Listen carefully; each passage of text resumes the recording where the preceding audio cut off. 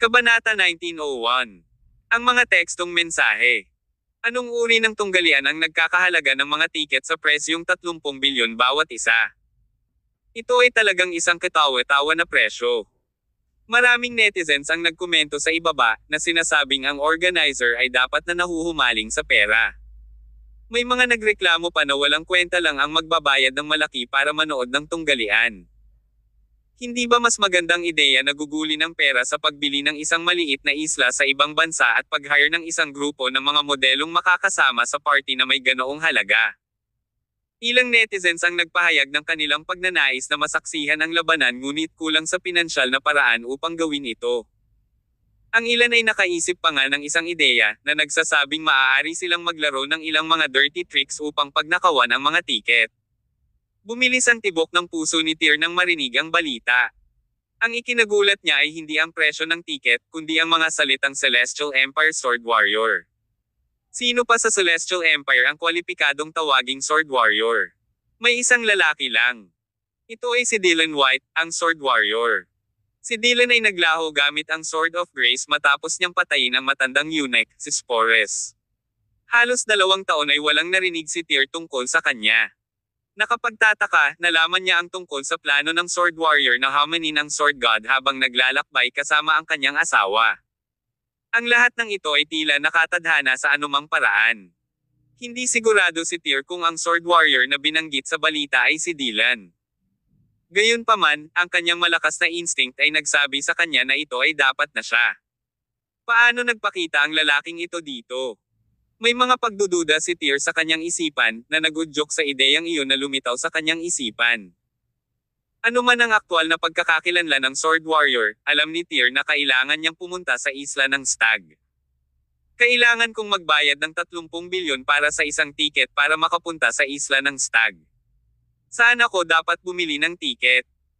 Ang isang karaniwang tao ay hindi maaaring kumita ng ganoong kalaking pera sa kanilang buhay, ngunit ito ay nagkakahalaga lamang ng higit sa 100 milyon ng pera ng Celestial Empire kapag na-convert, na walang kahulugan sa kanya. Nag-post si Tyr ng anonymous na mensahe sa seksyong GPE, na nagtatanong kung saan mabibili ang mga tiket. Sa sandaling i-post ni Tyr ang kanyang mensahe, dumagsa ang maraming mga tugon. Kinutya ng ilan si Tyr, na tinawag siyang tulala dahil sa paggastos ng napakaraming pera upang manood ng labanan. Tinukso siya ng iba, sinabing ang tiket ay ibinebenta sa kamatayan at mabibili niya ito gamit ang pera sa malalim na hukay. May mga gustong i-text si Tyr ng private. Sa huli, personal na tumugon ang GPE sa mensahe ni Tyr. Makukuha mo ito sa Kumklan. Nag-text din ng GPE sa numero ng telepono ng nagbebenta sa pamamagitan ng pribadong chat. Ang pagkakakilanlan ni Tyr sa likod ng mga hindi kilalang account ay dapat na nakikita ng GPE, ngunit wala sa mga ito ang mahalaga sa kanya. Matapos niyang matanggap ang mensahe mula sa GPE, muling nagtanong si Tyr, ano ang background ng angkan ni Kum. Ang Kum Clan ay ang nangungunang konsorsyum sa ibabaw, ngunit ang clan ay nagliliwanag din bilang isang organisasyon sa ikalawang mundo, mabilis na tugon ang kawani ng GPE. Si Lucan Kum, ang Korean Sword God, ay isang disipulo ng Sword Titan, na nababalitang nangungunang transformation powerhouse. Hindi napigilan ni Tyr na makaramdam ng bugzo ng magkasalungat na emosyon nang marinig ang balita. Masyado siyang mabilis na lumaki sa paglipas ng mga taon, at napakaraming demigods ang nakilala niya. Gayunpaman, ito ay panahon pa rin kung saan iilan lamang ang may kakayahang makapasok sa demigod realm. Dahil dito, ang Sword God na ito, si Lucan Kum, ay maituturing ng nangungunang powerhouse sa mundong ito. Miyembro ba ng Kum Clan si Lucan? Bingo! Hehe! Ang pamilyang Kum na ito ay tiyak na karapat-dapat na maging isang magnate sa pananalapi. Maaari silang makabuo ng mga ganitong ideya upang kumita mula sa isang bagay na tulad nito. Si Tyr ay hindi maiwasang kutsain sila sa loob. Isa pang mensahe ang ipinadala mula sa GPE. Your Excellency, mayroon pa ba kayong gustong itanong? Libre ang naunang impormasyon, ngunit ang sumusunod na impormasyon ay hindi. Gaya ng inaasahan, sa sandaling nag-iwan ng mensahe si Tyr sa ilalim ng balita ng GPE, alam ng organisasyon na siya ang nagpadala ng mensahe. Sinadya ni Tyr na tanungin kung ang sword warrior mula sa silangan ay si Dylan, ngunit pagkatapos makita ang matako at kasuklam-suklam na hitsura ng GPE, nagpa siya siyang iwan ang ideya, ayos lang. Your Excellency, I can offer you a 20% discount. Hindi mo ba gustong malaman kung kaibigan mo ang sword warrior na iyon, Dylan? Kung hindi siya, mawawalan ka ng saysay ang laban sa Stag Island. Ewan ko sa iyo. Si Tyr ay nasisiraan ng GPE sa tuwing nakikipag-ugnayan siya sa kanila. Ang buong organisasyon ay halatang gutom sa pera. Hindi nila iiwan ang pera sa labas ng larawan sa anumang pag-uusap. Hindi naintindihan ni Tyr kung bakit gustong kumita ng malaking pera ang organisasyong ito. Sa magaspang na kalkulasyon ni Tyr, ang yaman ng GPE ay dapat na nagkakahalaga ng daan-daang milyon. Ang organisasyon ay dapat na maruming mayaman ngayon, tama. Nakaramdam ng hindi mapakali si Tyr sa kanyang puso nang maalala niya ang lahat ng ginawa ng GPE kamakailan sa World Arena. Wala siyang ideya kung ano ang pinaplano ng organisasyong ito. Hindi nagatubili si Tyr na i-dial ang numero ng telepono na ipinadala sa kanya ng GPE pagkatapos mag-log out sa dark web. Hello. KB Financial Group ito. Isang boses ng dalaga ang narinig mula sa kabilang dulo ng telepono. Ang sarap pakinggan ng boses niya, at nagsasalita siya ng Korean. Maraming wika ang kinuha ni Tyr sa Rain. As expected, fluent siya sa Korean. Hello, I'd like to purchase a ticket to Stag Island, Anya. Naghinala si Tyr na ang babae ang operator ng telepono para sa KB Financial Group. Hindi siya kwalipikadong mamahala sa pagbebenta ng tiket sa Stag Island. Gayunpaman, dahil ibinigay sa kanya ng GPE ang numerong ito, dapat na tama ito. Sure enough, after hearing Tyr's words, she went silent for 2 seconds. Pagkatapos, nagtanong siya, Sir, pakilarawan ang pinagmula ng iyong impormasyon. Ang dark web. Mangyaring maghintay ng ilang sandali. Sa mahabang panahon, walang tunog na nanggagaling sa kabilang dulo ng telepono. Hindi naman nagmamadali si Tyr, kaya matiyagang naghintay. Makalipas ang halos 30 segundo, ang boses ng isang medyo may edad na lalaki ay nagmula sa kabilang side ng telepono. Hello, ang pangalan ko ay Noxcom. Ako ang taong namamahala sa KB Financial Group. Ako din ang namamahala sa pagbebenta ng tiket para sa laban ng Stag Island. Sigurado ka bang gusto mong bumili ng tiket sa amin, sir? Oo naman. Sagot ni Tyr. Very well. You can come to our company headquarters now. I will wait for you here. What is your name? I can send someone to pick you up. Summers is my surname. There's no need for all that trouble. I'll go straight to your office, sagot ni Tyr. Maghintay ka na lang sa akin sa pasukan. Okay. Hindi na nagaksaya ng oras si Tyr matapos ibaba ang tawag. Umalis siya sa hotel at sumakay ng taxi papuntang KB Financial Group. Sa daan, nagpadala ng mensahe si Tyr kay Winifred na nagpapaliwanag sa sitwasyon at baka malate siya sa pagbabalik sa hotel. Hindi na binalik ni Winifred ang kanyang mensahe. Marahil ay abala siya sa sandaling iyon. Pagdating ni Tyr sa KB Financial Group, isang magandang dalaga ang nakitang papunta sa direksyon niya pagkababa niya ng taxi. Kabanata 1902. Noxcom. Hello. Ikaw ba si Mr. Summers? Isang matingkad na ngiti ang sumilay sa mukha ng babae. Napakagalang niya kay Tyr. At the same time, hindi niya nakalimutang kunan ng malandi na tingin si Tyr nang tumingin ito sa kanya. Napakaraming babaeng katulad niya ang nakilala ni Tyr. Ang pangunahing layunin ng pagkuha ng trabaho sa mga lugar na ito ay upang makilala ang isang mayamang tao sa pamamagitan ng plataporma, hindi upang maghanap buhay. Pagkatapos ng lahat, maraming mga kumpanya sa pananalapi ang may kaugaliang makitungo sa mga mayayaman. Si Tyr ay natural na kabilang sa pinakamayamang tao sa mundo na napatunayan ang kanyang intensyon na gumastos ng 30 bilyon sa isang tiket. Bata pa siya at kaakit-akit, kaya hindi nakakapagtakang gusto siyang patulan ng babaeng ito.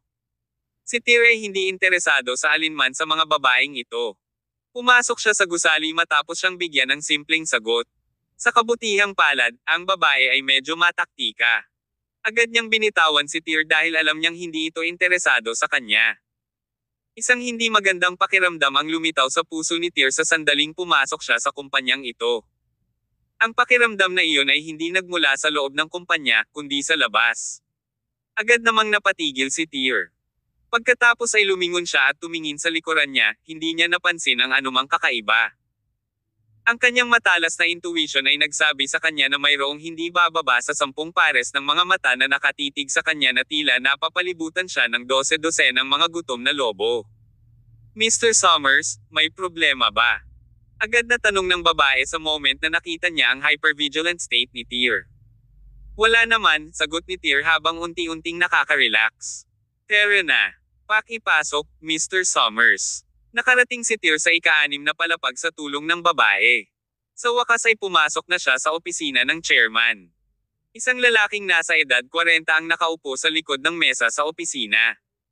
Siya ay sumibol ng isang balbas at nagsuot ng isang pares ng kulay na salamin habang nakasuot ng suit. Nang makita niyang papasok si Tyr sa kanyang opisina ay agad itong tumayo at umakbay sa kanya. Pagkatapos, masiglang nakipagkamay siya kay Tyr. Hello, Mr. Summers. Hindi ko na malaya na napakabata mo pa pala. My name is Knox, and I'm the ticket seller for Stag Island. Hello, Mr. Coom. Magalang na tumango si Tyr kay Knox. Mr. Summers, please take a seat. Gusto mo ba ng inumin? Marahil ay isang tasa ng kape o tsaa. Hindi, salamat. Umupo si Tyr, samantalang ang babaeng naghatid sa kanya sa opisina ay mataktikang lumabas ng opisina at isinara ang pinto sa likod niya. Umupo si Knox sa kanyang upuan at nagsimulang makipag-usap kay Tyr. Kaakibat ka ba ng Second World, Mr. Summers? Not exactly, sagot ni Tyr. Ako ay mula sa Celestial Empire, kaya't ako ay kaanib sa sinaunang martial arts world. Ako ay orihinal na pumunta rito bilang isang turista, ngunit nagulat ako nang malaman ko ang tungkol sa Sword Warrior at Sword Gods duel sa Dark Web. Out of interest, nagpa siya akong bumili ng tiket at panoorin ang tunggalian. Oh, nakikita ko. Tumango si Knox. Parang fan ka rin ng kendo, Mr. Summers. Sa madaling salita, ang Sword Warrior at ang Sword Titan natin ay parehong top kendo masters. Kung makakadalo ka bukas sa mapagpasyang labanan sa Stag Island, aani ka. Malaking benepisyo mula sa laban. Ngumiti si Tyr at nanatiling tahimik. Nagpatuloy si Knox, dahil ikaw ay mula sa sinaunang martial arts world, malamang na narinig mo na ang Sword Warrior. Sa nakalipas na ilang taon, naglakbay siya sa buong mundo upang hamanin ang lahat ng mga master ng kendo sa iba't ibang rehiyon. Siya ay wala pang talo sa isang laban hanggang ngayon. Ang dami ng impormasyon sa mga salita ni Knox ay napakalaki. Napukaw din nito ang emosyon ni Tyr. Ayon sa sinabi ni Knox, ang Sword Warrior ay mga kasing edad ni Tyr. Sa kasong ito, masigurado si Tyr na ang lalaking ito ay si Dylan. Matagal nang pinagkakaabalahan ni Tyr ang sarili niyang mga gawain. Bihira niyang bigyang pansin ang balita sa ikalawang daigdig, lalo na ang balita kay Dylan. Natuklasan niya na si Dylan ay nasisiraan sa nakaraang 2 taon mula sa paghamon sa lahat ng mga master ng kendo sa mundo. Bakit siya nagmamadali? Si Dylan White ba ay ang Sword Warrior? Tanong ni Tyr. Ngumiti si Knox at umiling. Sagot niya, I have no idea what his name is. Regardless of his identity, you'll find out tomorrow on Stag Island, Mr. Summers. Sinabi ito ni Knox habang tinutulak ang POS machine sa harap ni Tyr. Mr. Summers, ang presyo ng duel ticket ng Stag Island ay 30 billion. You can swipe your card now if you are sure you want to buy it. Of course, this is not a small amount of money.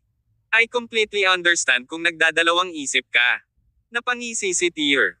Kinuha niya ang kanyang bank card na maaaring gamitin saan man sa mundo, at ay swipe ito sa POS machine para bayaran ang presyo.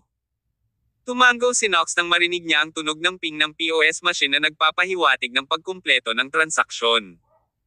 Pagkatapos, naglabas siya ng golden card na kasing laki ng palad sa drawer at ibinigay kay Tyr. Mr. Summers, ito po ang ticket ng Stag Island. Make sure to keep it safe. Magkita po tayo dito bukas ng 2:00 ng hapon. Ang kumpanya po namin ang mag-aayos ng transportasyon para dalhin kayo sa Stag Island sa oras na iyon. Kinuha ni Tyr ang golden card at nilagay sa wallet niya. Ang card ay ang ticket ng Stag Island. Ito ay gawa sa purong ginto at itinampok ang eksklusibong selyo ng Kumclan at anti-counterfeiting logo. Dahil sa kapangyarihan at impluwensya ng Kum Clan, halos walang sino man sa bansa ang nang-ahas na gumawa ng mga card na maaaring magpanggap bilang mga opisyal na tiket. Pagkatapos ng lahat, ang kahihinatnan ng pagiging mahuli ng angkan ng Kum ay magiging mapaminsala. Okay. Tumayo si Tyr at naghanda ng umalis pagkatapos makabili ng tiket. Bago umalis si Tyr, magiliw siyang pinaalalahanan muli ni Knox, Mr. Summers, napakaraming tao ang nagpahayag ng interes na manood ng tunggalian sa isla ng Stag. Gayunpaman, dahil marami sa kanila ang kulang sa pananalapi upang gawin ito, maghahanap sila ng isa pang paraan para makakuha ng mga tiket sa Stag Island. Sana maintindihan mo ang sinasabi ko, Mr. Summers. Natigilan si Tyr sa kanyang kinatatayuan at bahagyang tumango. Kung gusto mo, Mr. Summers, maaari kaming magpadala ng isang tao na mag-escort sa iyo pabalik sa iyong tirahan. Hindi na iyon kakailanganin, sagot ni Tyr. Thank you for your generous offer, Mr. Kum. I will take my leave now. Paalam. Hindi na nagsalita pa si Knox matapos tanggihan ni Tyr ang offer niya. Ituturing na kumpleto ang transaksyong ito sa sandaling lumabas si Tyr sa pintuan ng kumpanya. Ibig sabihin, anuman ang nangyari kay Tyr at sa kanyang tiket pagkatapos noon ay walang kinalaman sa angkan ni Kum. Umalis si Tyr dala ang tiket. Sinubukan ng parehong babae na makipag-usap sa kanya, ngunit napigilan siya dahil sa malamig na ugali nito. Mapait lang siyang hinayaan niya. Hindi na sumakay si Tyr pabalik ng hotel pagkalabas ng gusali ng KB Financial Group. Sa halip, pinili niyang maglakad ng maglakad. Ang kalye sa labas ng kumpanya ay medyo mahaba, at ito ay siksikan ng walang katapusang trapiko at daloy ng pedestrian. Kabanata 1903. Ang pagnanakaw. Naglakad si Tyr sa kalye. Habang naglalakad siya, naramdaman niya ang mga galaw sa paligid sa pamamagitan ng malademigod na makapangyarihang pangunawa. Hindi nagtagal ay natuklasan niya na hindi bababa sa 10 tao sa karamihan ang sumusunod sa kanya mula sa likuran. Hey! Isang malabong ngiti ang naglaro sa labi ni Tyr. May isang desyerto na sulok sa harapan niya kaya kinuha niya ito kaagad. Sumugod si Tyr ng ilang hakbang pagkatapos makapasok sa sulok. Sa wakas, nakatagpo siya ng isang abandonadong construction site. Huminto doon si Tyr, at unti-unti siyang naabutan ng mga taong iyon. Ang mga unang lumitaw ay dalawang nasa katanghaliang gulang na lalaki na nakasuot ng itim na kasuotan. Malinaw, sila ay martial arts powerhouses na napatunayan ng aura na kanilang pinalabas. Nang malaman nilang natuklasan sila ni Tyr, likas nilang gustong tumakas at maghanap ng mapagtatagwan. Naghahanap ba kayong dalawa ng bagay na ito? Walang pagdadalawang isip na tanong ni Tyr habang inilalabas ang tiket sa wallet niya. Napahinto ang dalawa sa kanilang kinatatayuan. Lumingon sila at tumingin kay Tyr, hindi sumasagot sa tanong niya. There's no need for the rest of you to hide, sigaw ni Tyr sa lugar habang winuwagayway ang tiket sa kamay niya. Lahat naman kayo na nakabantay sa akin simula nang pumasok ako sa building ng KB Financial Group, diba? Lahat tayo ay martial arts practitioners dito. Dahil wala kang pera para makabili ng mga tiket, nagpasya kang manakawin ang mga taong mayroon. Well, mayroon akong tiket sa pag-aari ko. Kung gusto mo, maaari kang lumabas at kunin ito mula sa akin ngayon din. Nang matapos magsalita si Tyr, napansin niya ang isang dosenang tao na naglalakad palabas ng construction site. Karamihan sa mga taong ito ay nagmula sa silangan. Naroon din ang ilang mga dayuhan na may blonde na buhok at asul na mga mata pati na rin ang dalawang samurai. Mayroong higit sa 100 tao sa kabuuan, at nagpakita sila sa maliliit na kumpol na nangangahulugang hindi sila kakilala. Napatitig ang lahat sa tiket na nasa kamay ni Tyr pagkatapos nilang mag-walk out, kumikislap sa kanilang mga mata ang kasakiman at pagnanasa. Ngumiti si Tyr at ilang beses pang itinuloy ang pagwagayway ng tiket. Nag-eengganyo siya, halika at kunin mo kung kaya mo. Napukaw ang atensyon ng lahat sa kalmadong kilos ni Tyr. Hindi nila matukoy ang kahit katiting na senyales ng pagkabalisa sa kanyang mukha, na nagudyok sa kanila na maging mas mapagbantay. Walang nangahas na magmadali. Sa wakas, lumabas ang isang matandang lalaki na may pilak na buhok. Siya ay nagsasalita ng matatas na Ingles, na nangangahulugang ang kanyang bansang pinagmulan ay dapat ding ang Celestial Empire. Binata, batay sa iyong wika, dapat kang maging isang mamamayan ng Celestial Empire, tama ba? Ako rin, galing sa parehong bansa. Dahil lahat tayo ay kababayan, bakit hindi mo nalang ibigay sa akin ang tiket at siguraduhin ang iyong kaligtasan? Ang mga tao ay likas na masama, kung tutuusin. Malaki ang posibilidad na mamatay ka dito ngayon. Lumapit ang matanda kay Tyr habang pilit itong hinihikayat gamit ang mga salita. Kumilos siya na parang may konsiderasyon para sa kapakanan ni Tyr. Matanda, dahil kababayan mo ako, ipinapayo ko sa iyo na putulin mo ang isang braso mo at umalis kaagad sa lugar na ito, nakangiting sabi ni Tyr. Pagsisisihan mo kung hindi. Putulin mo ang isang braso ko. Agad na kumunat ang noo ng matanda. Binata, ang laki ng bibig mo. Sa paghusga sa iyong sinabi, naniniwala ako na ayaw mo nang magpatuloy sa buhay. Ang tiket ay pag-aari ng sinumang makakuha nito. Nagalit ang matanda nang mapagtantong walang balak si Tyr na ibigay ang tiket ng mapayapa. Bumunot siya ng malambot na espada mula sa kanyang baywang at hinampi si Tyr ng napakabilis ng kidlat. Ang matandang iyon ay may ilang mga trick sa kanyang manggas. Ang kanyang mga figure ay dumami sa ilang bilang isang resulta ng kanyang mabilis na paggalaw. Ang lalaking ito ay dapat na isang nangungunang transcendent powerhouse, ngunit ang kanyang mga kakayahan ay hindi pa umabot sa transformation realm. Sa mata ng mga ordinaryong tao, ang isang powerhouse sa kanyang antas ay kahawig ng isang Diyos, ngunit siya ay mahina sa mukha ng isang demigod. Pasimpleng itinaas ni Tyr ang kanyang kamay at hinampas sa dibdib ang matandang lalaki gamit ang kanyang sigla. Isang nakakaawang sigaw ang pinakawala ng matanda habang lumilipad paatras at nagsimulang maglabas ng dugo. Kasabay nito, isang blade aura ang ay binaril kay Tyr mula sa kawalan. Ang ibang mga tao ay dapat na nagpakawala ng kanilang mga galaw. Nang tumama ang tila nagngangalit na sword energy na ito kay Tyr, agad itong napawi ng aura ni Tyr. Wala siyang pakialam sa mga pag-atake. Sa halip, casual niyang ikinaway ang isang kamay at pinalipad ng paatras ang ilang tao. Sa puntong ito, napagtanto ng lahat na may mali. Tinitigan nila ang binata, na mukhang may hindi kapani-paniwalang kakayahan habang hindi pinapansin ang iba pang mga pag-atake. Ang ilan sa kanila ay may malabong ideya kung ano ang nangyayari, na nagresulta sa hilaw na takot na ipinakita sa kanilang mga mukha. Totoong hinahabol nila ang tiket ni Tyr, ngunit kailangan nilang manatiling buhay upang magamit ito. Maraming tao ang nagsimulang umatras at tumakas sa isang kisap mata. Nakatakbo lang sila ng ilang hakbang bago naramdaman na parang pinipigilan sila ng bundok. Ang pressure na kailangan nilang tiisin ay napakalaki kaya hindi sila makagalaw. Ang mga ugat sa noo ng isang lalaking nakasuot ng itim ay namumunga, at patuloy na umaagos ang pawis sa kanyang mukha. Ito ba ang kapangyarihan ng isang mandirigman ng transformation na sumikat? Kilabot na bulalas niya. Nasa tuktok ka ba talaga ng transformation realm? Ang lahat sa kanilang malapit na lugar ay nalubog sa kawalan ng pag-asa sa sandaling binibigkas ang mga salitang ito. Naghahanap lang sila ng tiket. Hindi nila inaasahan na nakawin ito mula sa isang tao na nasa tuktok ng transformation realm, dahil ang mga powerhouse lang ng ganoong antas ang nakapagpapalabas ng pressure na maaaring magpin sa kanila sa lugar. Marami sa mga inaapi sa paligid ng Tyr ay nagsimulang humingi ng awa. Sinabi nila na wala silang pangunawa at hindi nila napagtanto kung gaano kalakas ang kanyang mga kakayahan sa pakikipaglaban. Umaasa silang malilibre sila ni Tyr. Ang kasalukuyang estado ng pag-iisip ni Tyr ay umabot sa isang nakakatakot na antas. Hindi na kailangan pang maging maawain dahil nagpakita sila ng balak na patayin siya. Bahagyang itinapakan ni Tyr ang kanyang mga paa sa lupa.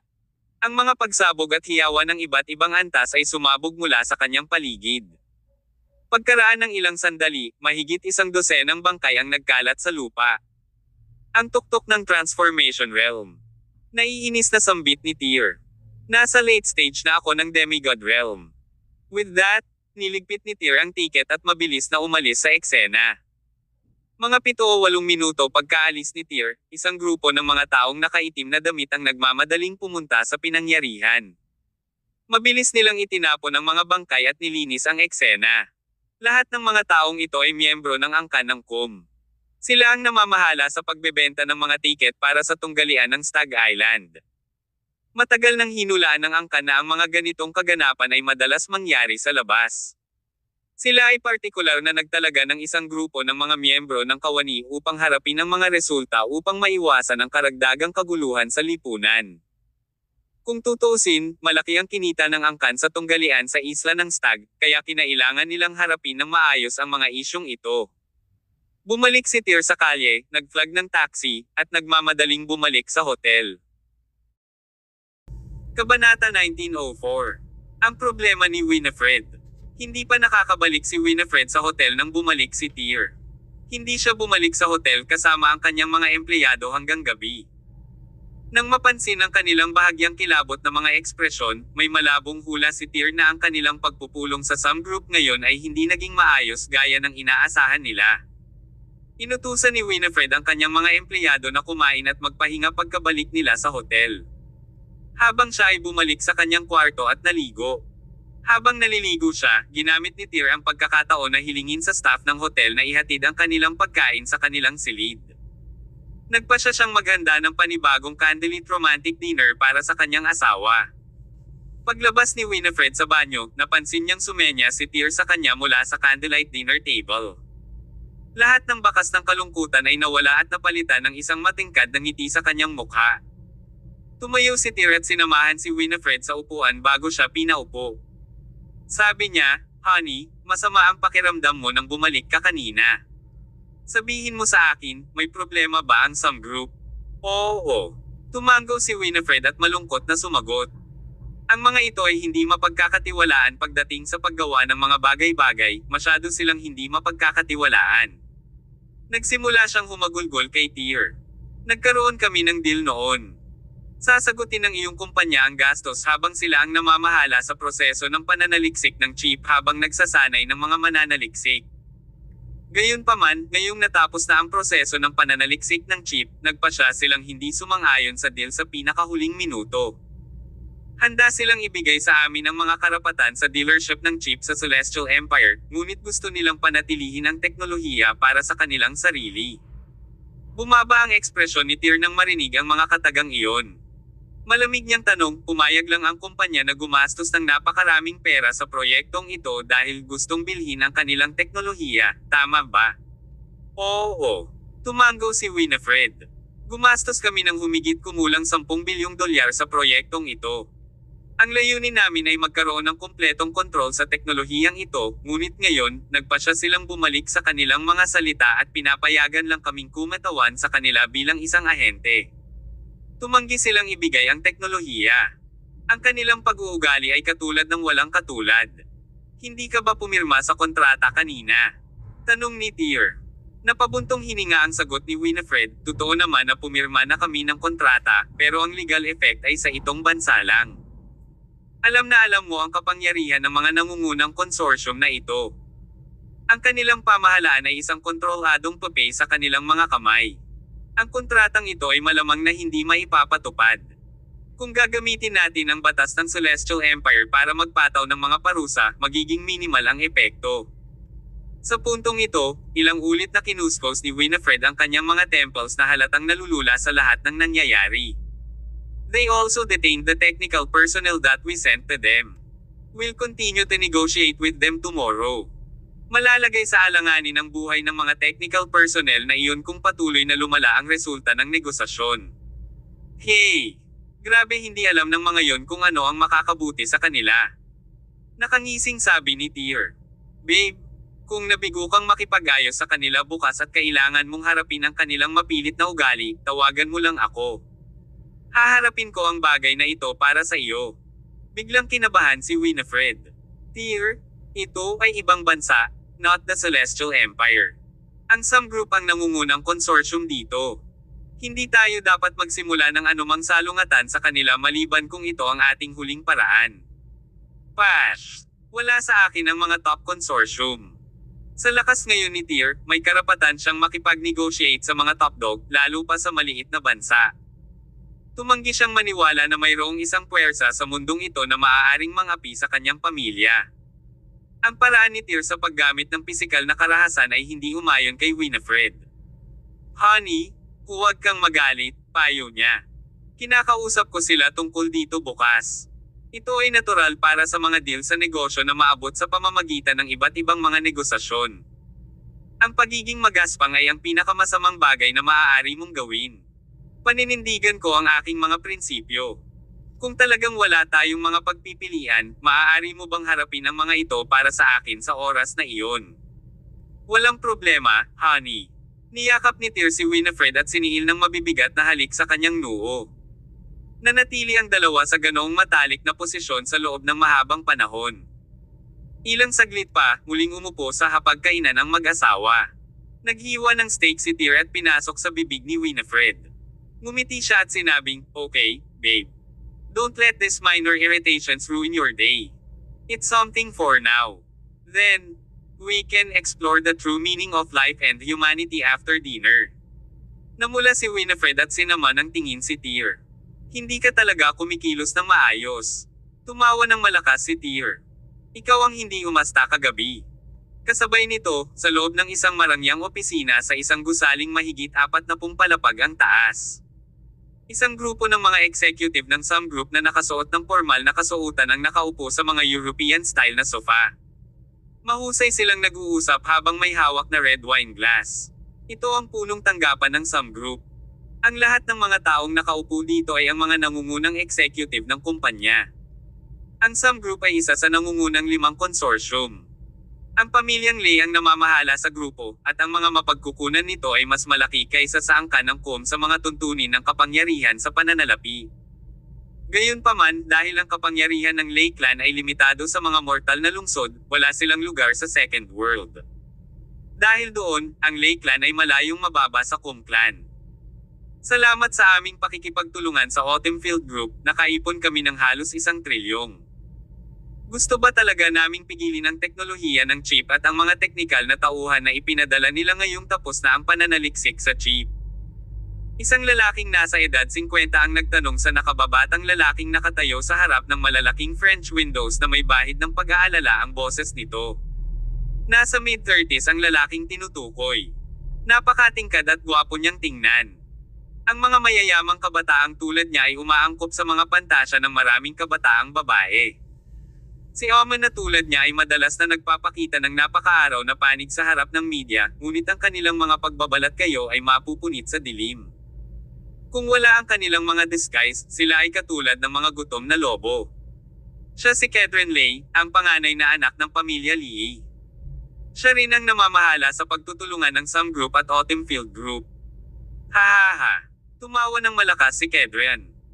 Pagkatapos, dahan-dahan niyang inikat ang alak sa kanyang baso at sumagot, ang Autumnfield Group ay naging napakayabang sa international arena nitong mga nakaraang taon.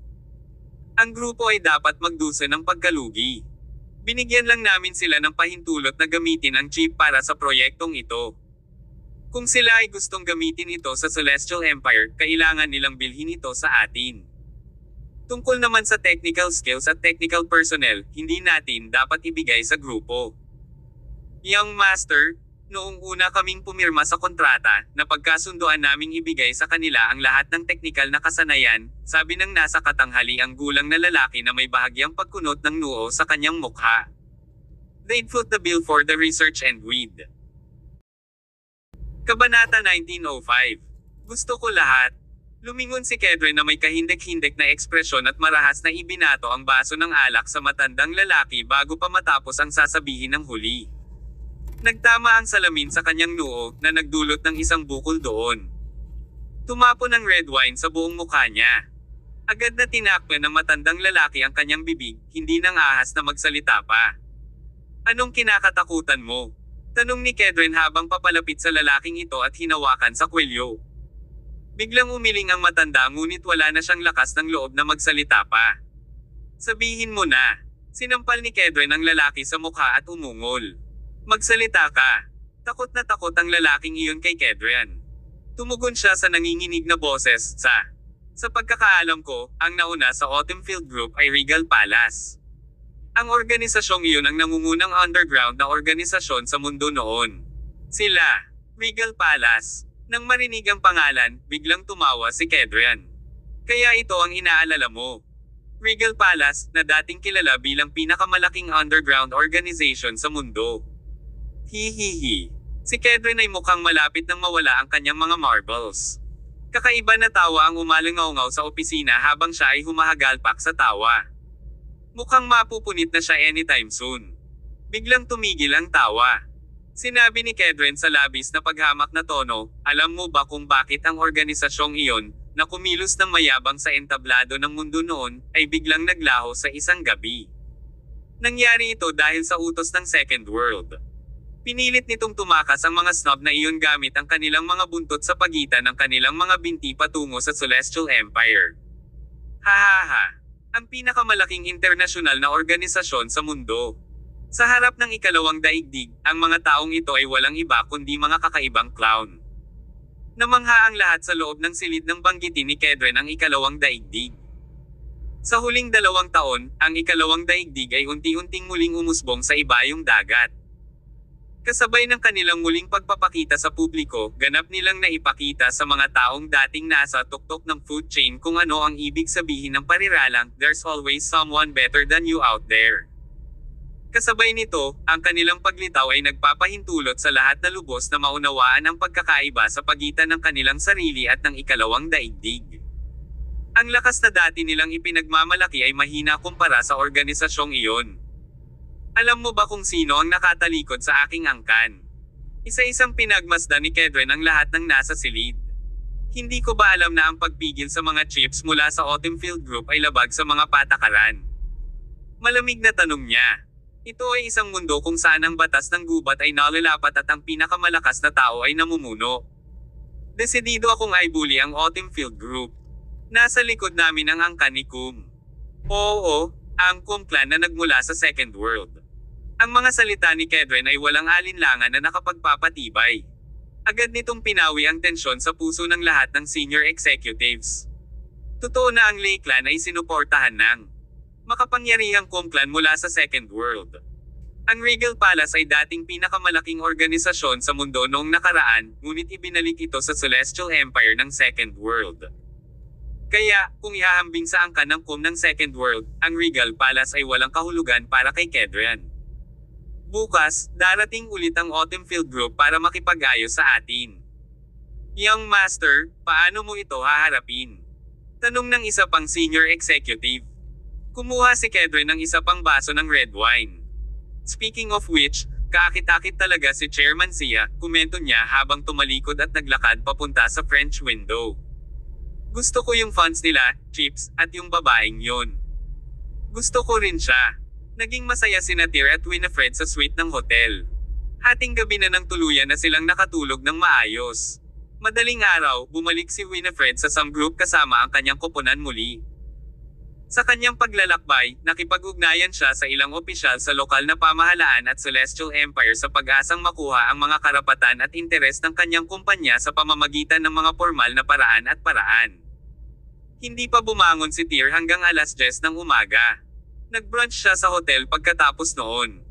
Isang sasakyan ang dumating sa pasukan ng hotel bandang tanghali. Ito ay isang sasakyang ipinadala upang sunduin si Tyr kasunod ng kasunduan ng angkan ng Kum noong nakaraang araw.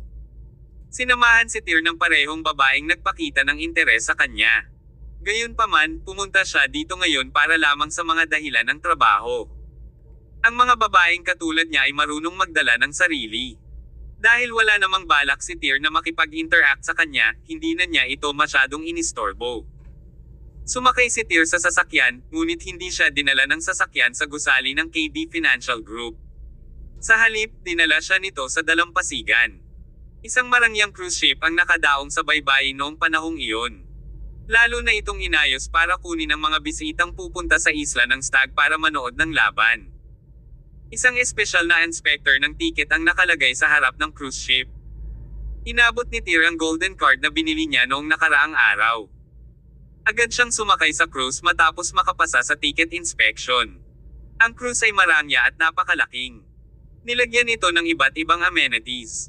Karamihan sa mga pasahero sa cruise ay mga empleyado ng KB Group. May mga 20 hanggang 30 bisita ang naruroon. Pagkatapos ng lahat, ang isang tiket sa Stag Island ay nagkakahalaga ng humigit kumulang 30 bilyon. Mahigit 20 tao ang handang gumastos ng napakaraming pera para sa tiket na ito, kaya nabigyang daan ang angkan na kumita ng malaki. Siyempre, bukod pa sa 20 mahigit na bisita na nagbayad ng mga tiket sa Stag Island, may grupo ng mga tao na hindi na kailangang gumastos. Ang mga individual na ito ay alinman sa malaking gulong ng government o ang mga bigwig na ipinadala ng ikalawang daigdig. Sa anumang kaso, ang sinumang makakasakay sa cruise ngayon ay maituturing na nangungunang aso na ng ibabaw sa isang rehiyon. Walang kakilala si Tyr dito. Hindi siya sumipot sa handaan sa bulwagan.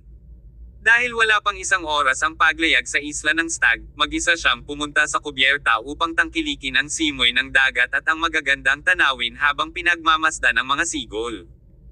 Noon lang, si Knox, na nakilala niya noong nakaraang araw, ay lumapit kay Tyr na may dalang 2 baso ng alak sa kanyang mga kamay. Mr. Summers, hindi ko akalain na makakasakay ka sa cruise ng maayos. Mukhang mali ang paghusga ko sa kakayahan mo kahapon. Napalingon si Tyr kay Knox.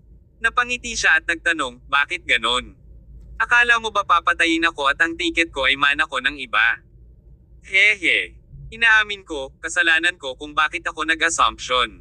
Natawa si Knox habang nilahukan niya ang isang baso ng alak. Para dyan, parurusahan ko ang sarili ko. Pagkatapos uminom, inabot ni Knox ang isa pang baso ng alak sa kanyang kamay kay Tyr at sinabing, Mr. Summers, nakaugalian ko nang makilala ang mga bayani mula sa iba't ibang antas ng buhay. Magkaibigan tayo. 40 tiket ang inihanda ng aming angkan at lahat sila sold out, paliwanag niya habang nakaturo sa ilang tao sa kanilang tapat. Gayunpaman, 27 tao lamang ang nakasakay sa barko nang walang kahirap-hirap sa huli. Natatakot ako na ang natitirang 13 tiket ay nawasak. Mr. Summers, ikaw ay isang tunay na bayani na may kakayahang humawak sa iyong tiket. Kabanata 1906. Nakita muli si Dylan. Hindi kinuha ni Tyr ang baso ng alak kay Knox. Nagtaka siya ng malakas, ang karamihan ba sa 27 tiket ay nasa cruise na nakuha sa pamamagitan ng pagnanakaw? Oo, pero ayos lang. Tiket lang ang nakikilala ng clan namin, hindi ang bumibili. Hindi ko pa nalaman ang pangalan mo, Mr. Summers, sabay abot ni Knox ng wine glass kay Tyr. I wonder. I came here for a vacation. I don't think it need for me to reveal my background. Mukhang hindi interesado si Tyr na makipag-ugnayan, lalo na sa pakikipagkaibigan sa kanya. Hindi niya gusto ang paraan ng paggawa. Tinanggihan niya ang kabaitan ni Knox at mag-isa siyang naglakad sa kabilang dulo ng deck. Hindi nagpakita ng anumang senyales ng awkwardness si Knox nang ma-realize niyang walang balak si Tyr na makilala siya. Nakaramdam lang siya ng kaunting pagkabigo sa kanyang puso. He donned a self-deprecating smile before down the wine in the second glass. Pagkatapos, tumalikod siya at pumasok sa cabin. Ang cruise ay patuloy na sumakay sa hangin at alon sa dagat. Dumating ang barko sa baybayin ng isla ng Stag makalipas ang halos 40 minuto.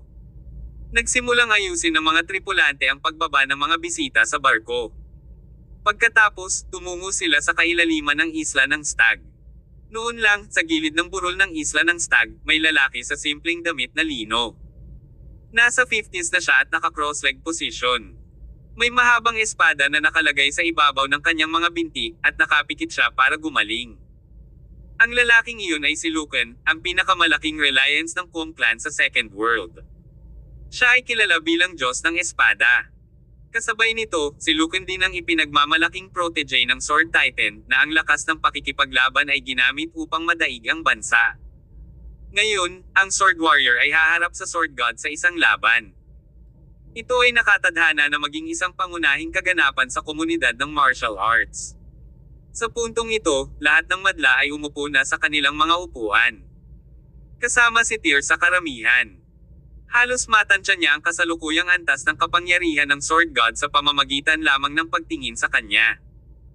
Ang Sword God ay hindi pa nakakarating sa demigod realm, ngunit ang kanyang aura ay malapit nang bumalik sa kanyang natural na estado, na nagpapahiwatig na ang kanyang kapangyarihan ay malapit sa kapangyarihan ng isang demigod.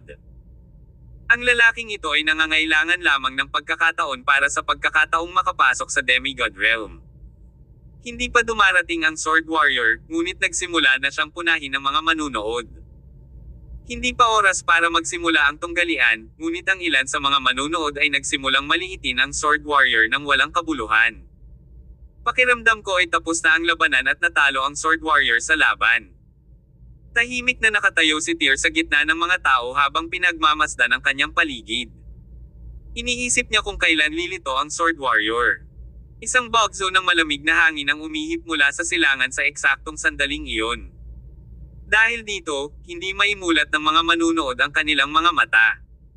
Natural, si Tyr ay hindi naapektuhan ng malamig na hangin dahil siya ay isang demigod. Nanatili ang tingin niya sa silangan, kung saan napansin niya ang isang lalaking nakasuot ng puti at may dalang espada sa likod na dahan-daang papalapit sa kinaroroonan. Nakilala ni Tyr ang mukha ng lalaki kahit na napakalayo nila para makita ito ng malinaw. Ito ay si Dylan the Sword Warrior, ang kanyang matandang kaibigan. Nagsimulang dumaloy ang mga emosyon sa puso ni Tyr. Oo naman, ang lalaking iyon. 2 taon na siyang hindi nakita ni Tyr mula nang magpaalam sila sa isa't isa sa Vale City. Sa wakas ay muling nagsama ang mga matandang magkaibigan sa ibang bansa. Hindi nagmamadaling tumayo si Tyr at salubungin si Dylan. Kung tutuusin, may matinding laban pa ang kanyang kaibigan. Ayaw ni Tyr na magkaroon ng epekto ang kanyang hitsura sa pagganap ni Dylan. Nawala ang malamig na hangin, at napunta ang tingin ng lahat sa mukha ni Dylan. Siya ay hindi gaanong maingat at medyo mas nakalaan kaysa sa kanya noong nakaraang 2 taon. Naramdaman ni Tyr ang isang marahas na aura na nagmumula sa kanya sa parehong oras.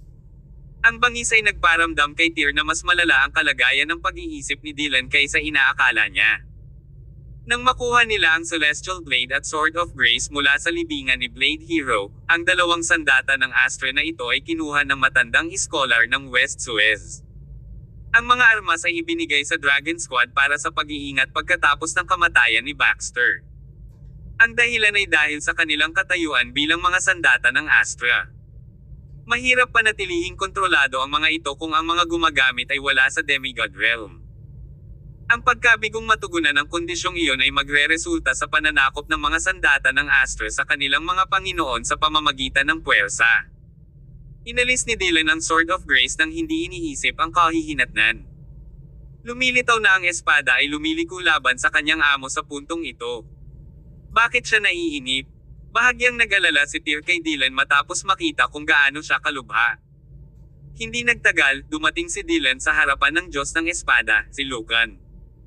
Nakatayo siya roon na may hawak na sword case sa kanyang likod at tinitigan ang sword god na nakaupo na naka-cross-legged sa kanyang tapat. Nandito ka pala. Iminulat ni Lucan ang kanyang mga mata. Ang kanyang aura ay medyo maamo kaysa kay Dylan, na malamig at marahas. Sword Warrior, naglibot ka sa ikalawang daigdig sa nakalipas na 2 taon, patuloy na hinahamon ang iba't ibang mga master ng Kendo. Ikaw ang may pananagutan sa pagkamatay ng 380 na kaluluwa. Sinabi ng lahat na ang iyong espada ay nabighani sa iyo, kaya ginawa kang isang salot ng Kendo. Dumating ka ngayon para hamanin ako. Ang mga salita ni Lucan ay nagbunsod ng mainit na debate sa mga nasa paligid niya. Mahirap para sa mga ordinaryong tao na maniwala na si Dylan ay pumatay ng napakaraming mga master ng Kendo sa panahong ito kung hindi dahil sa mga salita ni Lucan. Pumapawis din ang likod ni Tyr. Sa loob ng 2 taon, 380 masters ng Kendo ang napatay. Sa nakaraang 2 taon, lumilitaw na nakikipaglaban si Dylan sa isang master ng Kendo o patungo sa susunod na labanan. Wala na ba siya sa isip niya? Walang epekto kay Dylan ang mga sinabi ni Lucan.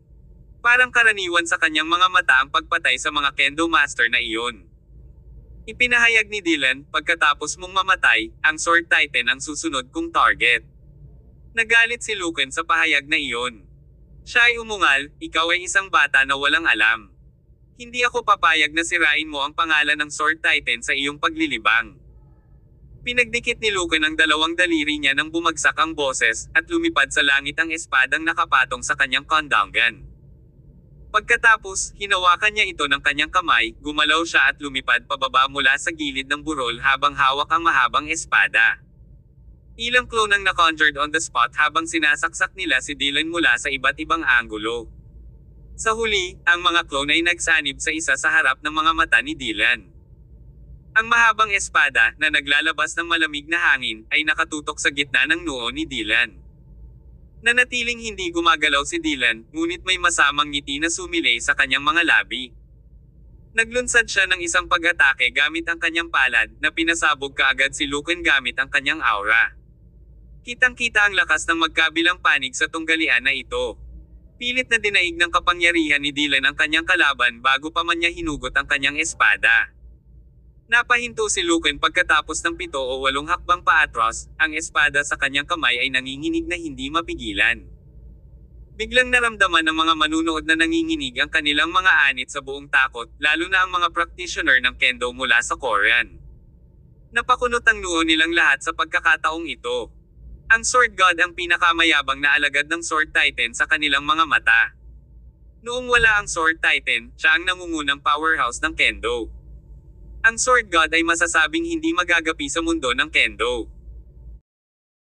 Kabanata 1907. Ang Diyos ng Espada ay isang mahina. Nakapagtataka, sa sandaling magsimula ang tunggalian, mabilis na natalo ang Sword God. Maraming taga rito ang audience member ang nahirapang tanggapin ang resulta. Sa kaibuturan, medyo nagulat si Tyr. Madali na niyang nakikita sa pamamagitan ng lakas ng pakikipaglaban ng ibang tao at mga paraan ng pakikipaglaban bilang isang makapangyarihang demigod. Sa katunayan, ang lakas na ipinakita ni Dylan ngayon ay nadaig ang Diyos ng Espada. Tiyak na hindi ganito kalakas si Dylan 2 taon na ang nakararaan. Sa loob ng panahong ito, nagkaroon ng lakas si Dylan na nadagdagan ng mga lukso at hangganan. Hindi tulad ni Tyr at Jim, na binigyan ng maraming hindi kapani-paniwalang pagkakataon at maaaring makapagpatunay ng malaki sa maikling panahon, nakakatakot ang nagawa ni Dylan sa ilalim ng normal na mga pangyayari. Kasabay nito, kinumpirma rin ng kapangyarihan ni Dylan ang isa pang punto. Siya ay galit na hinamon ng iba't ibang mga master ng kendo na naging sanhi ng kanyang lakas na lumago ng mabilis, ngunit ang kanyang pagkatao ay naging marahas. Malamang, ito ay may kinalaman sa Sword of Grace sa kanyang mga kamay. Ang pamamaraan at kinalabasan na ito ay maaaring hindi kapakipakinabang kay Dylan. Ang Sword God ay tila nasa ilalim ng matinding pressure matapos siyang talunin ni Dylan. Hindi madaling sumuko si Lucan bilang nangungunang powerhouse. Dumagundong ang mahabang espada sa kanyang kamay habang naglulunsad ng isa pang galaw. Nagpakawala si Lucan ng wave ng dominanteng sword energy kay Dylan sa susunod na segundo. Nagkaroon ng malakas na hangin na umaalingaw-ngaw mula sa lahat ng direksyon. Ang hangin ay napuno ng lakas ng espada, na nagdulot ng maliliit na sugat na lumitaw sa katawan ng mga miyembro ng audience na nanunood ng laban. Nag-conjure si Tyr ng ilang vitality aura mula sa kanyang katawan para hadlangan ang sword energy sa hangin.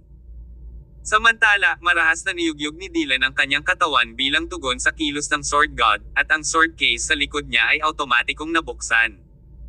Isang mahabang puting espada ang lumipad sa hangin at tumusok sa lupa bago si Dylan. Swoosh swoosh swoosh. Ang Sword of Grace ay naglabas ng putok ng puting liwanag, na hamarang sa sword energy na kinuna ng Sword God. Lumipad ang Sword of Grace sa kamay ni Dylan habang gumagawa siya ng kilos. Mortal Sword. Ginawa ni Dylan ang Mortal Sword technique mula sa 3 sword scriptures. Nawala na sa isip niya kung ilang masters ng kendo ang nasawi dahil sa paglipat na ito. Nang pumutok ang nakakatakot na enerhiya ng espada, ang mga manunood sa nakapaligid na lugar ay nagsimulang tumakas ng isa-isa. Masasabi ni Tyr, na nanatili sa karamihan, na ang pagkilos na ginawa ni Dylan ay mas malakas kaysa dati. Sa kabilang banda, kinuyam ng Sword God ang mahabang sword sa kanyang kamay at umungal, Cosmic Frost. Kapansin-pansing nagbago ang panahon, na may malakas na hangin na umiihip mula sa lahat ng direksyon. Ang katawan ng Sword God ay naging isang napakalaking multo, at ang espada sa kanyang kamay ay nakakuha ng kapangyarihan ng kalikasan upang harangin ang espada ni Dylan. Lahat ng bagay sa lugar ay naging mga guho pagkatapos sumabog at paglipat na iyon. Ang Diyos ng Espada ay napaatras ng ilang hakbang at nagsimulang huminga ng husto. Inalis din ni Dylan ang kanyang espada. Bagamat bumuhos ang patak ng pawis sa kanyang noo, lalong lumilitaw ang kakaibang ngiti sa kanyang labi.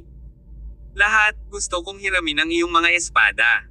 Ang Sword God ay nagpakawala ng dagandong sa puntong ito. Ang mahabang espada sa kanyang kamay ay tumusok sa lupa. Ipinatawag niya ang mga espada mula sa kanyang paligid gamit ang isang kilos ng kanyang kamay. Karamihan sa mga manunood ay mga eskrimador.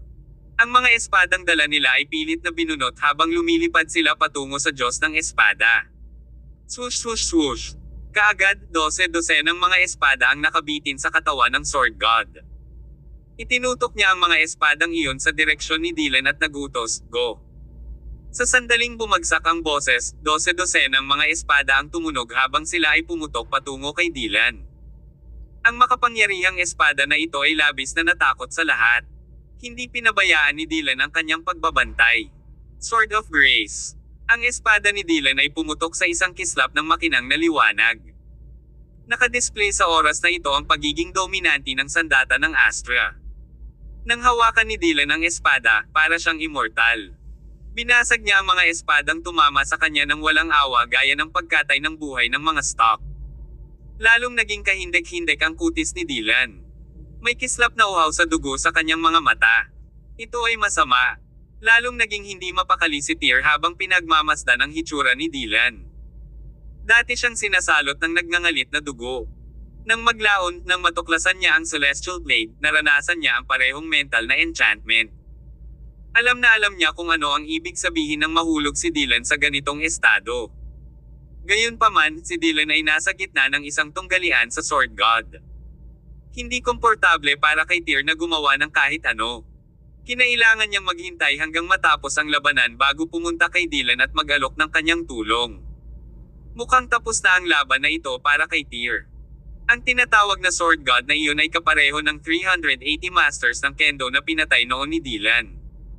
Hindi nila kayang pantayan ang kapangyarihan ni Dylan. Earth Sword. Sa mahinang dagandong, itinusok ni Dylan ang espada sa kanyang kamay sa lupa, pagkatapos ay itinaas niya ito. Nahati ang lupa at napunit ang isang landas hanggang sa Sword God. Isang talon ng liwanag ang bumangon mula sa lupa pagkatapos noon. Sa gulat, ginamit ng Sword God ang lahat ng kanyang lakas para harangin ang pag-atake ni Dylan. Sa teoryang pagsasalita, si Dylan ay may kakayahan lamang na ilabas ang Earth Sword sa Three Sword Scriptures pagkatapos niyang marating ang Demigod Realm. Paano magagawang pigilan ng Sword God si Dylan kung si Dylan ay pilit na pinakawalan ng pagkilos bilang isang transformation warrior? Sa isang malungkot na hiyaw, isang marka ang lumitaw sa katawan ng Sword God, at ang sugat ay patuloy na lumaki. Ungol niya sa mahinang boses bilang tugon. Unti-unting umagos ang dugo sa kanyang bibig nang bumagsak siya sa lupa. Sword God. Nang makita ito, si Nox at ang iba pang miyembro ng Kung Clan ay sumugod sa tabi ni Lucan, ang kanilang mga ekspresyon ay hindi kapani-pani walang madilim. Hindi na muling sinulyapan ni Dylan ang Sword God. Gamit ang kanyang kamay, bumalik ang Sword of Grace sa sword case sa likod niya. Pagkatapos, tumalikod siya at umalis na may hawak na black sword case sa likod niya. Ang Diyos ng Espada ay isang mahina. Iyon lang ang naiwan ni Dylan matapos talunin ang Sword God. Ang lakas ni Dylan ay tumaas sa bagong taas, at ang kanyang mga nagawa sa Kendo ay naging lalong nakakatakot. Hindi na siya tahimik gaya ng dati. Sa halip, lalo siyang naging moody at mayabang. Nagulat si Tyr sa naging kakaibang si Dylan. Hindi niya gusto ang kanyang kasalukuyang karakter mula sa kaibuturan ng kanyang puso. Mula sa simula hanggang sa katapusan, inilaan ni Dylan ang lahat ng kanyang atensyon sa Diyos ng Espada. Hindi niya napansin si Tyr dahil hindi niya pinapansin ang mga audience sa paligid niya. Itinago niya ang espada at naghanda na umalis sa puntong ito. Isang anino ng espada ang tumama sa kalangitan nang malapit na siyang maabutin ni Tyr. Huminto si Tyr sa kanyang mga landas habang ang isang malakas at walang katapusang mapang ipong puwersa ay tumangay kay Dylan. Demigod yan. Malinaw na naramdaman ni Tyr na ang aura ay pagmamayari ng isang demigod. Bagamat pareho silang demigod, ang aura na ito ay mas mahina kaysa kay Tyr. Ang bagong dating ay tiyak na isang puwersa na dapat isaalang-alang sa kabila ng kakapasok lang sa demigod realm. Siyempre, ang exception ni Tyr ay madali niyang masupol lahat sa Stag Island, kung tutuusin. Ikaw, Sword Warrior mula sa Celestial Empire. Tumigil ka dyan. Kabanata 1908. The Despicable Sword Titan. Isang boses ang narinig, na sinundan ng paningin ng isang talim ng liwanag na nahuhulog sa kagubatan sa hindi kalayuan. Isang matandang may pilak na buhok ang lumabas mula sa kakahuyan pagkaraan ng ilang sandali. Mag-ara ang itsura niya at matalas na mata. Iyan ang Sword Titan. Nang lumitaw ang lalaking ito, hindi makapaniwalang ibinulalas ng isang fighter ang kanyang pangalan. Si Nox at ang iba pa, na nagbabantay sa Sword God, ay nagulat din. Pagkatapos, isa-isa silang lumuhod sa lupa at masigasig na hinarap siya, pagbati, Sword Titan. Ito ang Sword Titan. Mula sa karamihan, tinitigan din ng mabuti ni Tyr ang Sword Titan na papalapit sa kanilang direksyon. Ang kanyang hitsura ay isang variable sa kahihinatnan ng duel. Nagpa siya si Tyr na hintayin ang resulta ng matyaga, kaya wala siyang ginawang kakaiba. Nagtago siya sa karamihan at hinintay kung ano ang susunod na balak gawin ng Sword Titan. Napahinto rin si Dylan, na akmang aalis na sa mga oras na ito. Lumingon siya at tinitigan ang maputing buhok na papalapit sa kanya. Siya ay mukhang pala kaibigan, ngunit binigyan niya si Dylan ng impresyon na siya ay mapanganib. Mabilis na binuksan ni Dylan ang sword case sa kanyang likod at inilabas ang Sword of Grace. Hindi mo kailangang masyadong kabahan, Sword Warrior. Wala akong intensyon na kitilin ang iyong buhay sa aking presensya. Nakalusot na ako sa Demigod Realm, pagkatapos ng lahat. Ito ay maituturing na isang aksyon ng pananakot kung ako ay awayin kita. Tuwang-tuwa si Nox at ang iba pang Kendo Masters nang marinig nila ang mga salitang iyon. Ang Sword Titan ay pumasok sa Demigod Realm.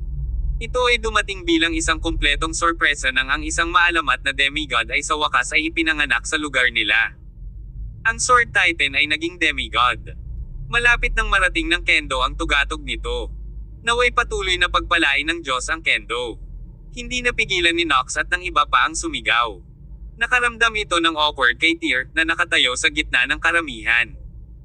Kailangan ba talaga para sa kanilang lahat na maging sobrang excited sa isang demigod? Pinanatili ni Dylan ang Sword of Grace na nakakuyong sa kanyang kamay at nanatiling maingat na mata sa kanyang kalaban.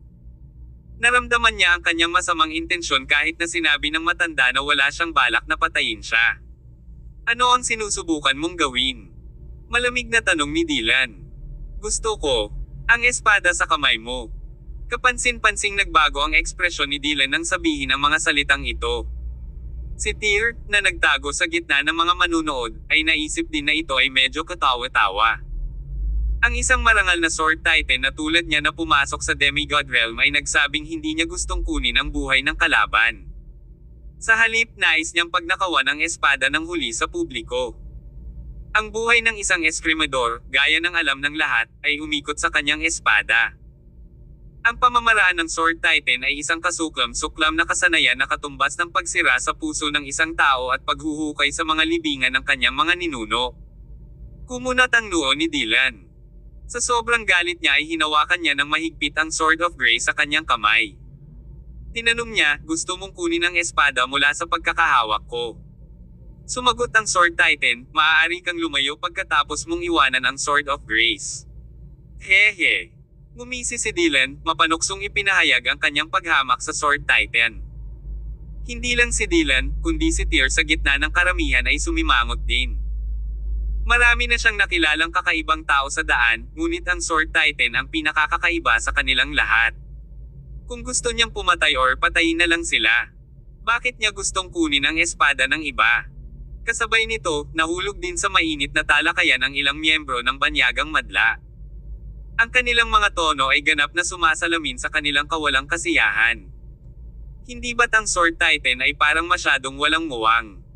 Gusto niyang gamitin ang kanyang dakilang kapangyarihan para kunin ang espada mula sa mahihina.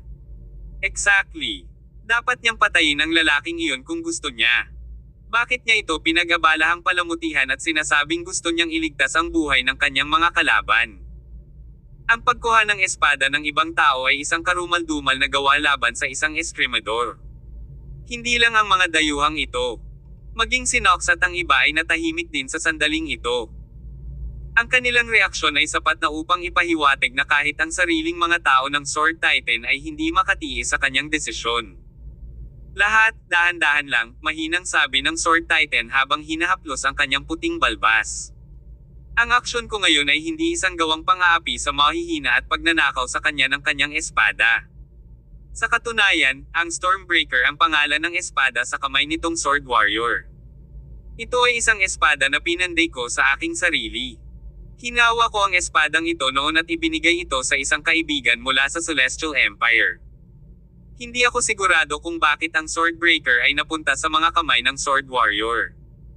Gayunpaman, ang espadang ito ay masama, at kung ang isip ng swordsman ay hindi sapat na malakas, ang kasamaan na manipulahin sila ng espada. Para mapigilan ang sword warrior na saktan ang mga tao gamit ang masamang espadang ito, kailangan kong bawiin ito ngayon. Ang mga sumasaway sa Sword Titan dahil sa pagiging masungit ay biglang tumikom ng bibig nang sabihin niya ang mga salitang iyon. Ito ay lumabas na ang Sword Titan ay hindi nagtatangkang agawin ang espada, ngunit sa halip, ginagawa niya ito para sa kapakanan ng lahat. Dapat isuko ng Sword Warrior ang espada dahil nasa ilalim siya ng kontrol ng masamang espada. Kung hindi, ang mga epekto ay hindi maarap. Dahil ang espadang ito ay huwad ng Sword Titan, walang problema kung bawiin niya ito. Ang Sword Titan ay nakakuha ng isang reputasyon para sa katwiran. Ang lahat ng naruroon ay nabilog ng Sword Titan, ngunit nakaramdam ng pagkahilo sina Dylan at Tyr pagkatapos marinig ito. Paano kaya nagkaroon ng ganyang kasenggit na tao sa mundong ito? Malaking pagbabago ang ekspresyon ni Dylan. Gusto lang ng taong ito na alisin ang espada ni Dylan, at gumawa siya ng ganoong kagandang dahilan para bigyang katwiran ang kanyang mga aksyon. Siya ay kakaiba talaga.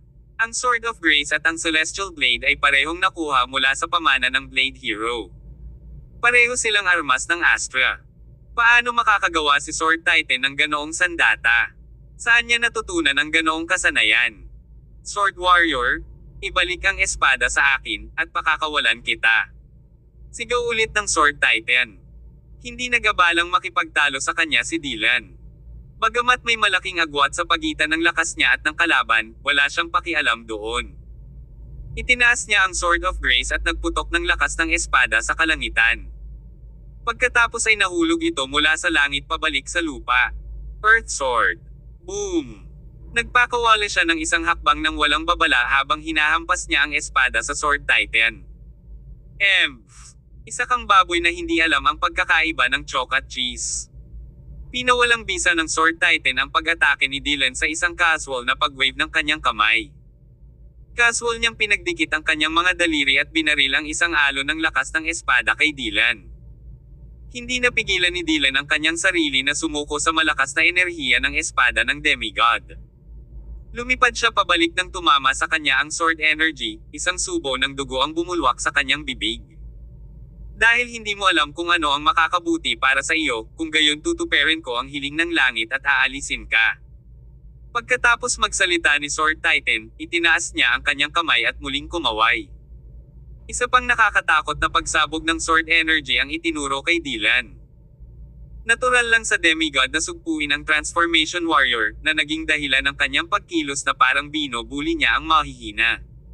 Kahit na si Dylan humawak ng Sword of Grace, wala siyang kapangyarihang pigilan ang sword energy ni Sword Titan. Naramdaman ni Dylan na papalapit na sa kanya ang kamatayan, at malamang na hindi siya makatakas. Kabanata 1909. Narito ang patunay. Hindi na makaupo si Tyr sa mahalagang sandali na ito. Ang kanyang figure flickered on the spot bago siya nag-teleport sa lugar sa harap ni Dylan. Pagkatapos ay nagpakawala siya ng isang mabangis na suntok nang makita niya ang sword energy ng Sword Titan na nakaharap sa kanya. Ang tyrannical vitality energy ni Tyr ay sumabog sa kurso ng kanyang pag-atake. Isang malakas na putok ang narinig, na nabasag ang sword energy ng Sword Titan sa isang iglap.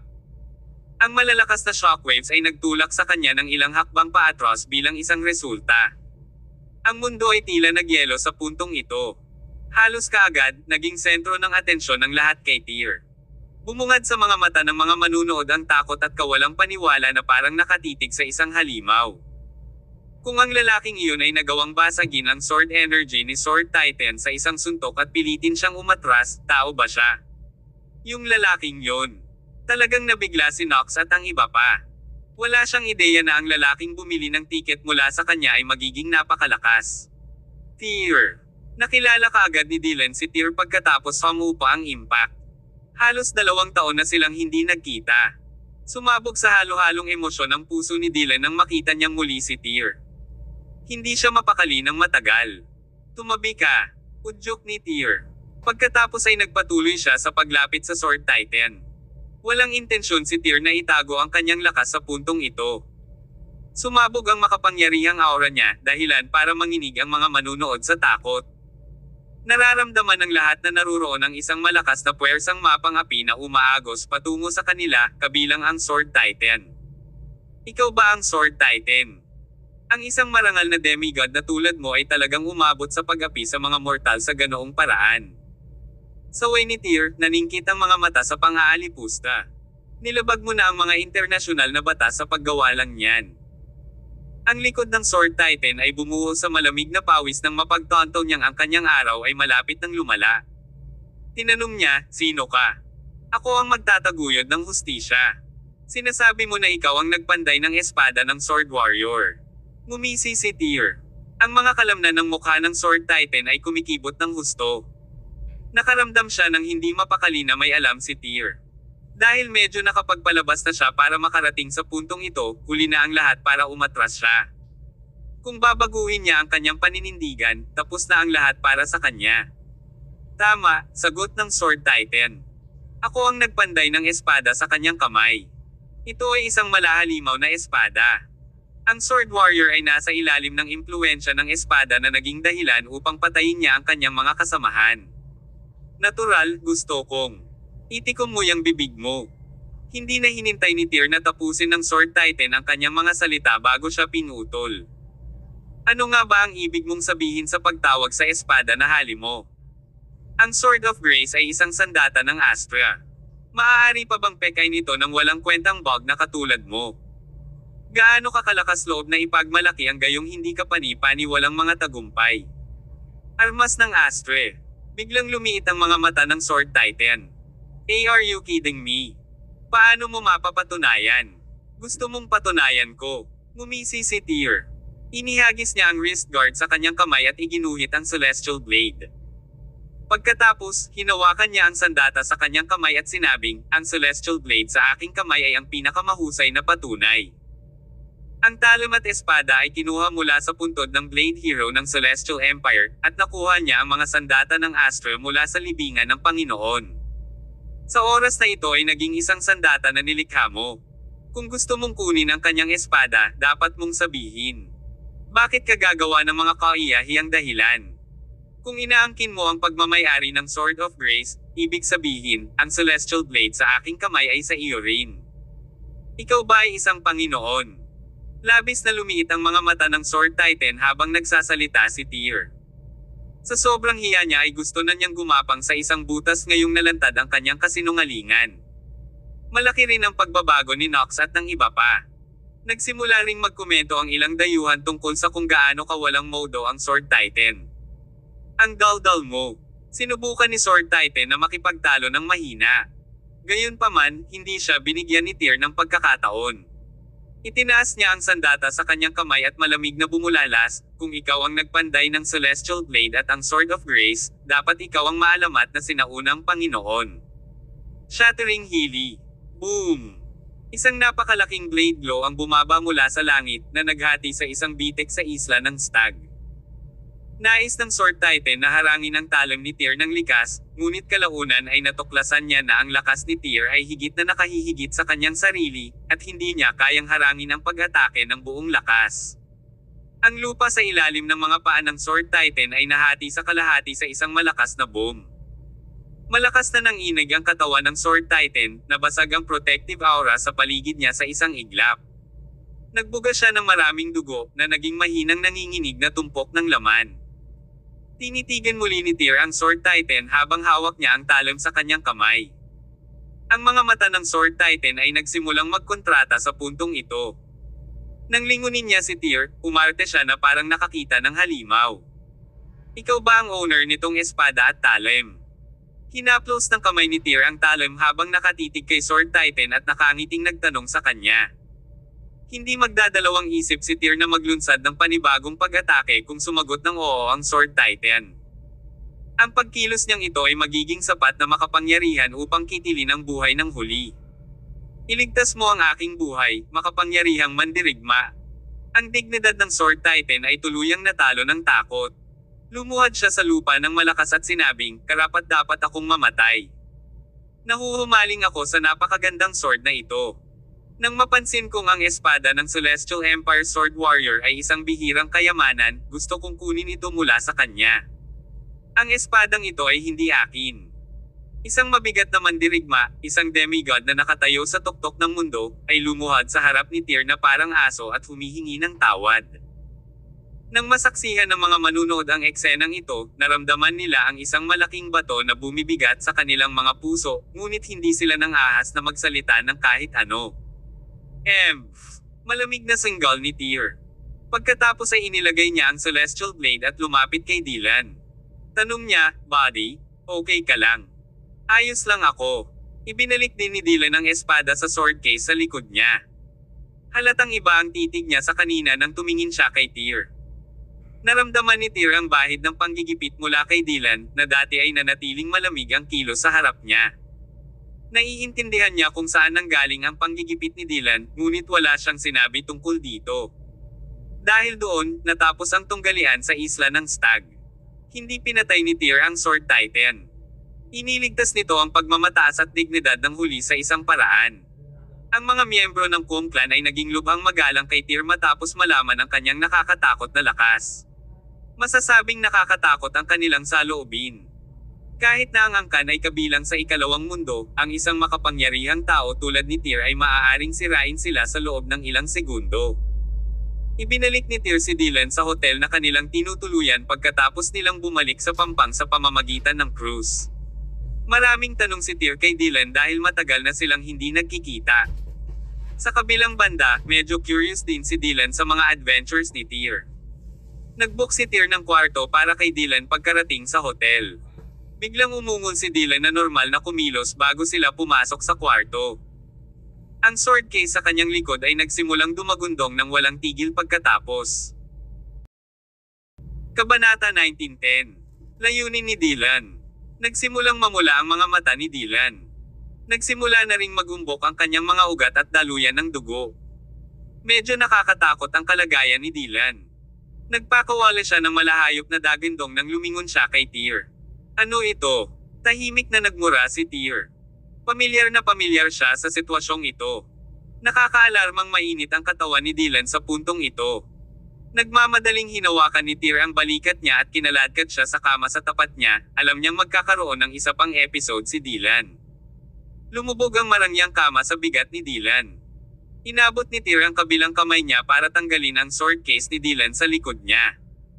Idiniin niya ang kanyang kamay sa espada at pilit itong pinigilan gamit ang kanyang malupit na lakas ng sigla. Kasabay nito ang pagbuhos din ng enerhiya sa katawan ni Dylan. Isang malamig na sensasyon ang dumaloy sa katawan ni Dylan. Ang pamumula ng kanyang mga mata ay unti-unting nawala, at ang baluktot na ekspresyon sa kanyang mukha ay nawala pagkatapos ng ilang sandali.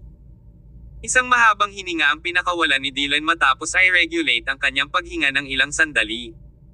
Nagpalitan sila ng tingin, halatang marami silang gustong sabihin sa isa't isa. "Nagulat ako nang makitang naging napakalakas mo sa loob ng 2 taon." Medyo mapait ang boses ni Dylan. "I have been pursuing the highest level of kendo for the past 2 years. Akala ko sobrang bilis ng progress ko, pero hindi ko inaasahan na magiging demigod ang isang freak na katulad mo. Nakarinig din ako ng ilang kwento tungkol sa iyo. Tinulungan ka ng mga makapangyarihang mandirigma ng Dragon Squad sa iyong paglilinang. Sa kasong ito, lahat ng mga maalamat na pangyayari na iyong naranasan ay hindi ganoon kadali. Alam mo bang pumanaw na si Senior Belisarius?" Tanong ni Tyr. Nagulat si Dylan. "Patay na siya." "Yup. Kamakailan lang nangyari." Tumango si Tyr. "Mukhang hindi ka nakakasabay sa mga kamakailang kaganapan sa sinaunang martial arts world." "To be honest, hindi ko masyadong pinapansin ang Celestial Empire." Medyo nalungkot si Dylan. "Hindi ko inaasahan na isang marangal na demigod ng Dragon Squad ang mamamatay ng ganito. Sayang naman. By the way, bakit ka nandito?" "Ang aking asawa ay naglakbay para sa mga layunin ng negosyo, at sinamahan ko siya dito," sagot ni Tyr.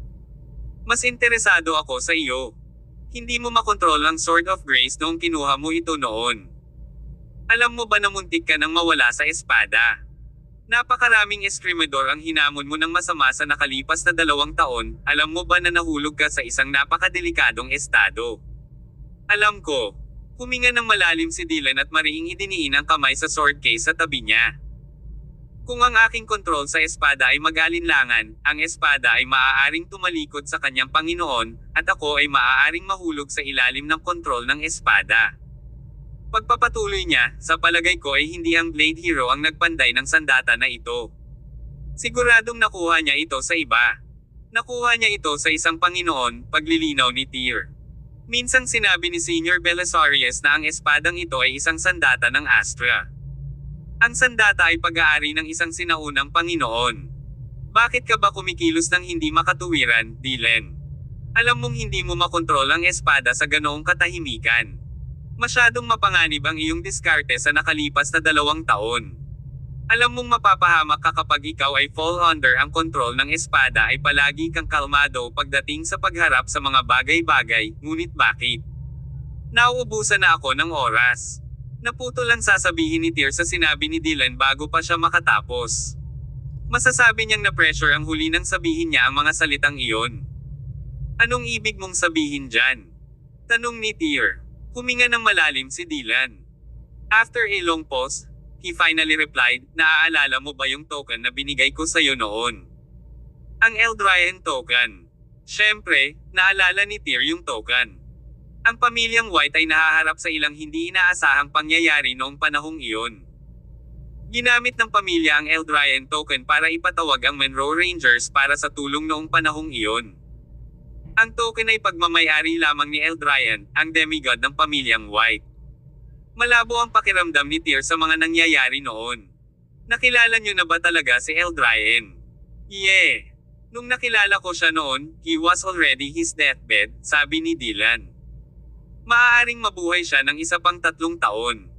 Ang buhay ni Eldrayan ay umaabot na rin sa wakas. Laking gulat ni Tyr. Ang katagang, ang daan ng langit, ay lumitaw ng hindi sinasadya sa kanyang isipan.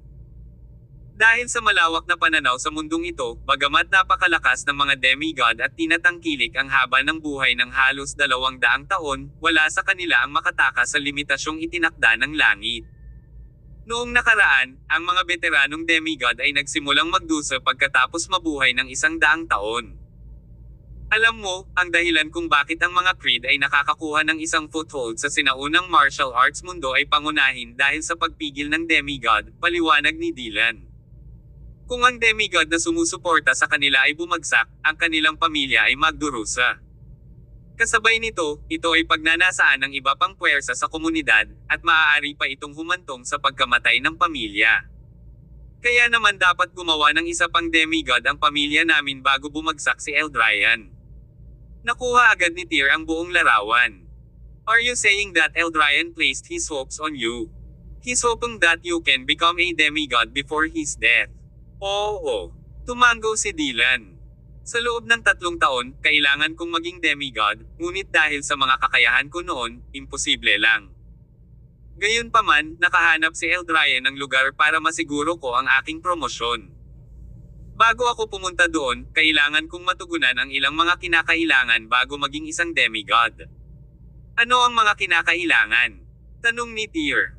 Kailangan kong maabot ang rurok ng transformation, at ang aking mga teknik sa kendo ay dapat pumasok sa kaharian kung saan ang lahat ay maaaring gamitin bilang isang espada, sagot ni Dylan.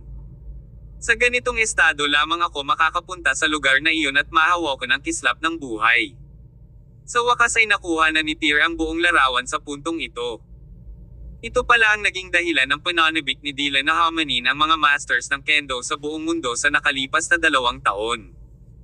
Naniniwala ang lahat sa White family noon na masama ang tingin ni Dylan sa kanyang pamilya at wala siyang pakialam sa kanila. Lingid sa kaalaman, siya pala ang may pananagutan sa sinapit ng buong pamilya. Siya ang may pinakamabigat na bigat sa kanyang mga balikat. What is your current realm? Where is this place that Eldrayan has found for you?